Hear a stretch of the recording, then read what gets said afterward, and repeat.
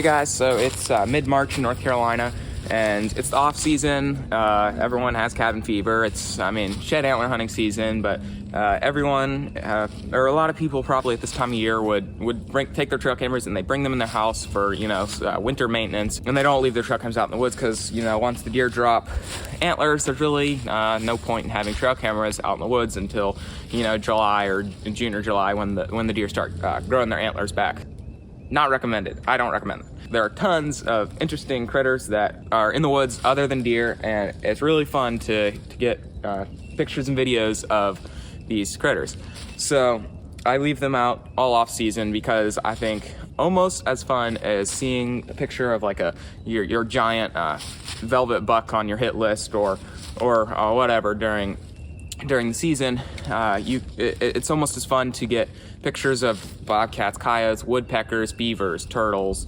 Anything that creeps and crawls, you can get pictures of with a trail camera. And so I'm going to show you today how to make some trail camera sets that are really cool. We're going to go out, take a walk in the woods, and see what we find.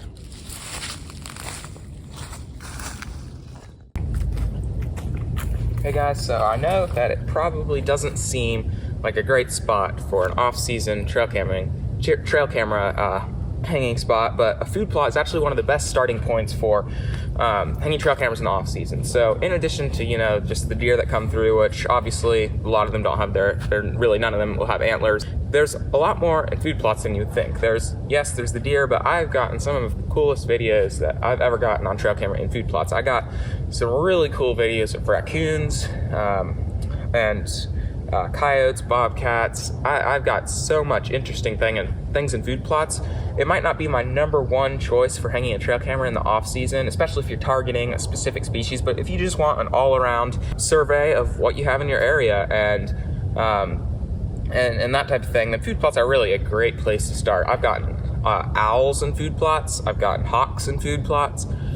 So you can really get like almost an endless variety of species in food plots, because you see, food plots provide excellent cover for all sorts of stuff. They provide food and cover. So they provide cover for smaller animals such as mice and rats and voles and stuff like that, which is what attracts big birds of prey, which I occasionally get in food plots.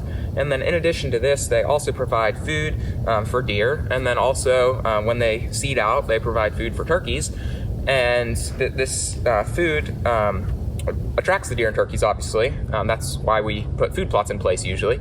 And what ends up happening is it also attracts predator species because, first of all, there are oftentimes prey animals in food plots, and second of all, food plots create an edge. So the edge of the food plot is definitely going to be your best place to hang a trail camera. Naturally, like pretty much all animals, deer especially, but then really coyotes, bobcats, foxes, all sorts of predators like that, and most animals in the woods are going to use edges because it just naturally funnels them. So the edge of your food plot is just, if there's a coyote just wandering through, it'll try to stick to an edge. So it'll come along the edge of your food plot, and you'll get a picture or video of it from your trail camera if you have a trail camera there. So you can see I have my trail camera right here, overlooking the food plot. I think this particular food plot right now has clover and oats, some wheat, maybe some Australian winter peas, and some sort of brassicas. But right now, it's pretty small. It's March right now, so we frost seeded it about a month ago, and so it's starting to grow up as the warm weather here in North Carolina is starting to move in. But probably by like April or May, it'll probably be about this tall, and then by June it'll have seeded out and it'll be attracting a lot of turkeys. So this is definitely one of your best starting points for off-season trail camera scouting. Hey guys, so I do not know if you have ever found a tree that looks like this when you're out scouting in the wintertime, but if you do, this is actually one of my favorite places to hang a trail camera. So what this is a tree that has been hit really hard by woodpecker because it's a rotting tree. Obviously, you can see the fungi growing out the side of it, and it's very rotten, but there's probably lots of insects in here that the woodpeckers are trying to get after. So it's one of the best locations if you're trying to get videos of woodpeckers to hang a trail camera. So this particular tree is being used heavily by pileated woodpeckers, which are probably the biggest woodpecker that lives in my location. They're really tall. They're about like probably this tall, and they're mostly black. They have a really cool looking head with a little bit of red at the top. So it's one of my favorite species to get on the trail camera. But I have had a trail camera here for the past, I don't know, probably maybe a few months, maybe since sometime early on in February. But I'll show you a few of the videos that I got here. But I think it's really cool. It's definitely a great location to hang a trail camera, and a lot of times you'll notice they won't be so this one is very heavily used, as you can tell. There are some trees that don't get this much use, but they're still great spots for trail cameras. So if you happen to be scouting in the woods and you do notice something like that, definitely take advantage of it. Put a trail camera there just to see what's going on, because it's really cool. So anyways. Hey guys, so another one of my very favorite spots to put trail cameras in the off season are swamps. And I think this has got to be one of my all-time favorites, because you can get so many species in swamps, and they're species that you wouldn't usually get if you're just putting them in, say, like an open hardwood forest, or a pine stand, like a longleaf pine stand or something. So you can get the coolest species here. This is an amazing spot for off-season trail camera photography. So the edges of swamps, as always, are going to be your most productive, usually. So there are lots of edges found in swamps, but to name a few, I'll tell you that where the swamp, where forest transitions from a more of a deciduous or even coniferous overstory into less solid ground where it starts getting swampy, that edge between forest and swamp, where you'll notice it usually transitions into bottom hardwoods or something, but that transition, that edge will be probably one of your most productive areas in the swamp. That is probably the primary edge you'll find in any swamp.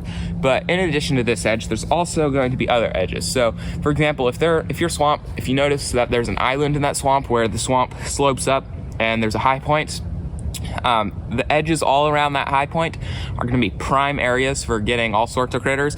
And then in addition, oftentimes swamps are created because they're basically creek bottoms. So somewhere in that swamp you'll usually have a creek. So it could be a river, it could be like just a smaller creek, or it could be just tiny drainage. No matter what the case is, usually these creeks and rivers and bodies of water, they usually have trails along the edge, because it is an edge. The water creates an edge, and there'll usually be trails running along the edge that are used heavily by deer, coyotes, all sorts of things. And my favorite trail camera location of all time, probably my very favorite spot to hang a trail camera, is one of these places. What I'll do is I'll walk along the edge of a creek, the trail along a creek, until I find a spot where there's a creek crossing that seems heavily used.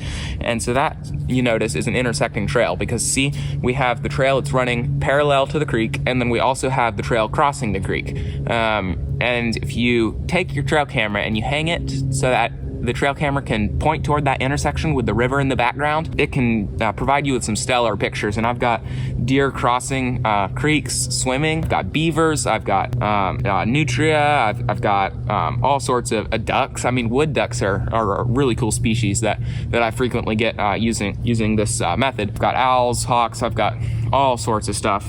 It's just really amazing when you put a trail camera in a spot like that. Turning kind of to the main topic of swamps. Swamps are definitely one of your best bets for off-season trail camera photography, and it's really, I think, because of the diversity of species you find in swamps. You're not gonna find beavers in the middle of the forest, so you can get some really cool stuff in swamps. And I highly recommend that you do put a trail camera if you have access to a swamp. If you know where a swamp is, they're just great spots for trail camera photography, although it may take a little bit of extra effort on your part to get back there and get the trail camera up. But I can tell you that the rewards will be worth the effort, 100%.